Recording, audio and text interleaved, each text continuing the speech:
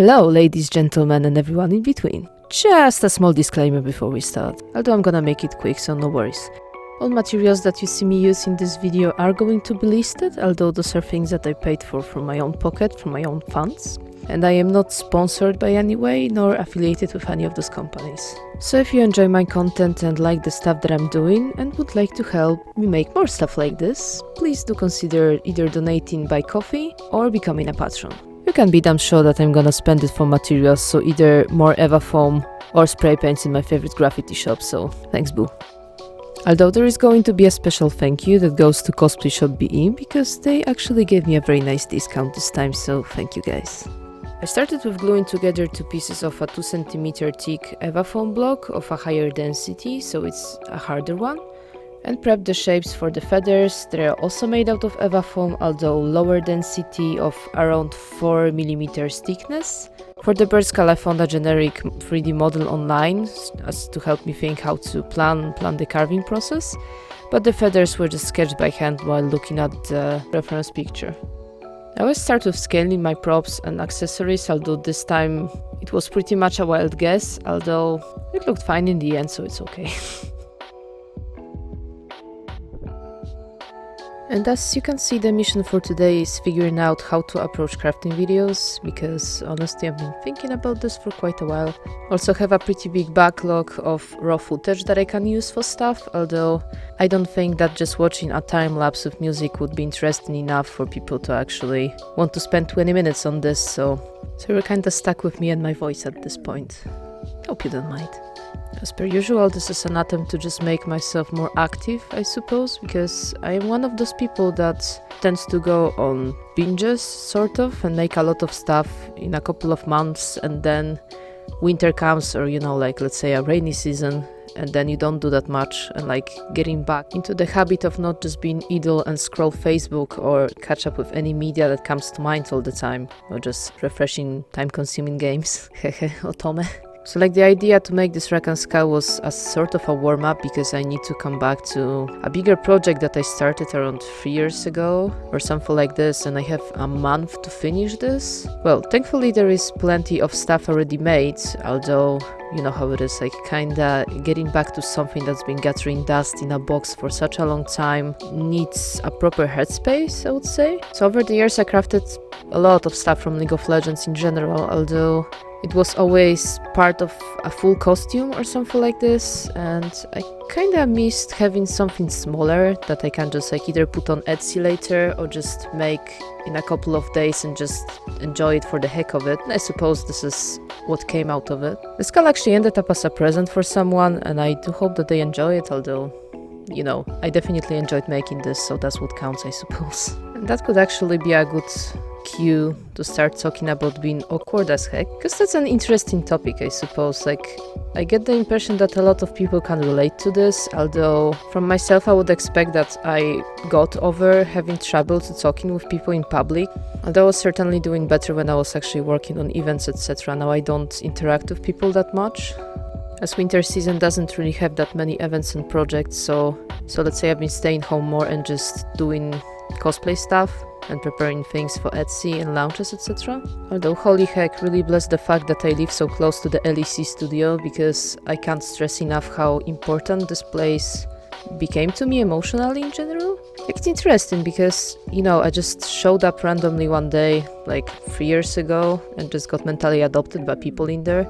And honestly, missing a week if I am not out of town right now would be kinda strange. So it made me realize that, it's my year 3 of living in Germany already. And also when I was having like more regular shifts at previous jobs, I would usually try to coordinate in a way that I would be able to show up at least at the end of the day to just say hi to people. Because honestly, this league really grows on everyone, I suppose. It's kind of like showing up to a family reunion every week, but it's obviously a public place and a studio, right? So it's impossible to know everyone. And there are also people that I didn't interact with as much over the previous years, and I'm trying to catch up on this, although how do people get over their own awkwardness in first contacts? I'm like, I need some lessons. It's one of those funny situations. It happens in workplaces a lot, I suppose, but you have those people that you know are there, you sort of say hi to them, etc., but it never got past this point and you actually want to start a dialogue, but it's like,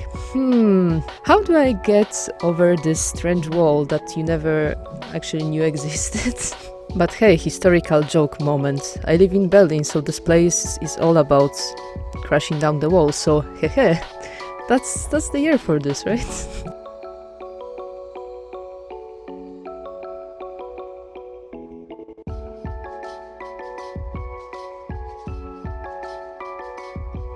Also, please don't let me ever catch you without a proper respirator or at least a mask that covers your face well when you're either sanding stuff you're painting, because you really don't want the stuff in your lungs, and I will literally repeat this every freaking time, and that's gonna be super boring after a while, but I will mention this every time until everybody freaking remembers. Please wear a mask. And you know, it's not like they are lame, they actually look pretty badass as well, so self-care time. Oh yeah, also the thing with the Dremel, because I really hope that they will notice me one day. Senpai, please. Although the model that I'm using is literally the most basic one they have on offer, and I had it for like 5 or 6 years or something like this at this point. It was a present from my grandma, but when I was checking the prices before that, it was around 100 zloty or so that's like less than 25 euro. But you know, it really doesn't matter what brand or off-brand of this tool you're using, as long as you have the extension, because that's literally the only thing that you really need to make smaller details. You know, it's just the thing that the machine by itself is too heavy in your hands to actually operate on such a small scale. So if you want to go into those really fine small details, just get yourself an extension and you're gonna be fine. Just don't overstress yourself and have some fun with this as always. It took me a longest while to get into this point, I suppose, but you know, it's been plenty of trial and error. You don't want to see like some of the stuff that I tried making before and literally destroyed either the material or just part of my hands.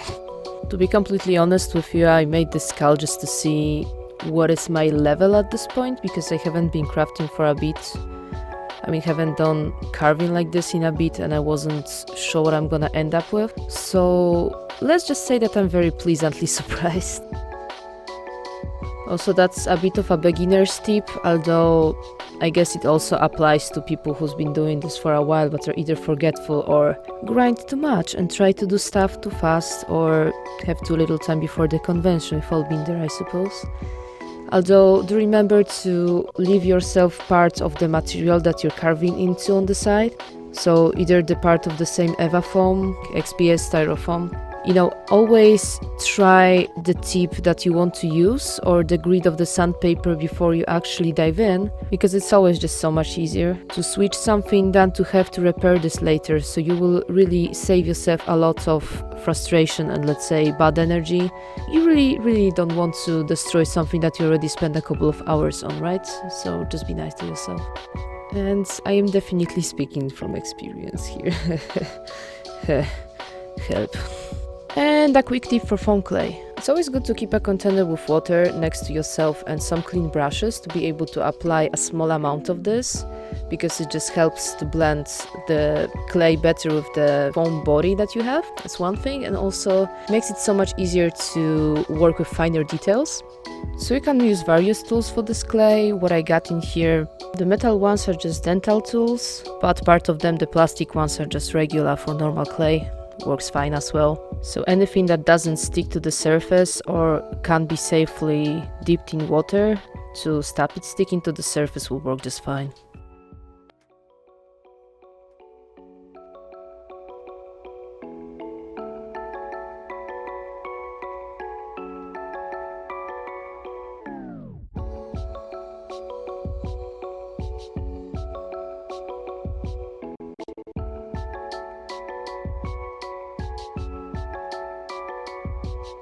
Also, what you see right now is probably the worst habit to have, although we don't have a balcony and it's been raining like a mother. Because, you know, apparently there's no winter anymore and just rainy season. Although it's impossible to go outside and paint, so I had to do this at like 3 or 4 a.m. inside the house. So what I did was open all the windows and turn on the fan in the kitchen, and obviously wear a mask. I also put on an additional very strong fan to get all of the paint and all of the smell outside of the apartment as soon as possible. Although those are like preventive matters, just don't do this at home. Just smells like death. And don't get me wrong, I love nothing more than a good can of Montana spray paints, although the smell is not something that you want to linger in your apartment for another week.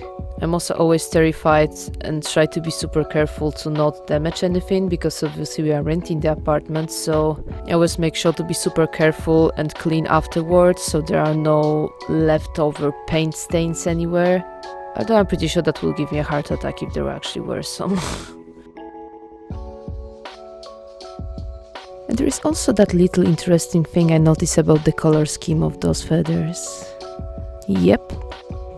Maybe this is why I cannot bring myself to hate this boy.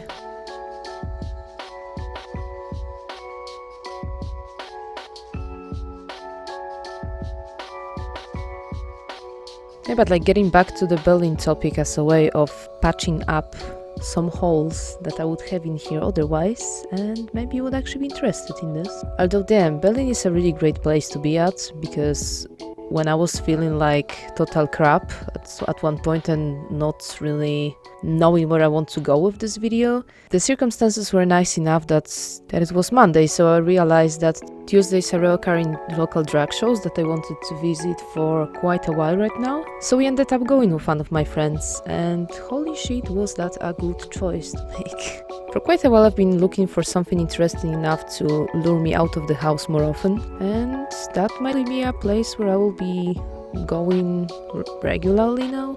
And who knows, maybe I will end up performing as well. I actually messaged the mother of one of the local houses in here, so we will see where this goes. Well, technically cosplay is drag anyway, and I've been doing this stuff for years, just never in a club, so maybe it's time to try now. Whatever comes out of this, I'm definitely willing to try, because any excuse to throw on some war paint more often is a good one, and it's definitely an inspiring place to visit. Although, damn, I'm stressed already just thinking about this.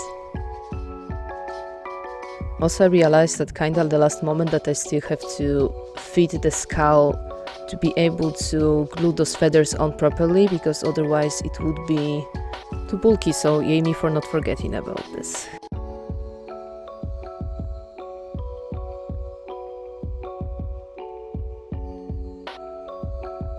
So with the last layer of paint I had to revert to acrylics, because I tried going with the airbrush, but then I failed to realize that I didn't service my guns properly before, and then they blocked, so I was like, okay, you know what, I don't have that much time to make this, so let me just like revert to something that is so ingrained in my mind that I can probably do this while asleep at this point. Although I still had no idea what I'm doing while shading this, but it's just thanks to the fact that I actually had to pass painting classes in art school. So those are some actual Vietnam flashbacks right there. Also, really doesn't matter how many or how good of the tools I have at hand, I will always end up finishing off the paint with my fingers, because I don't know, I guess it's like the most efficient or the most natural. Don't ask me. I'm just trying to sound like I actually know what I'm doing for once.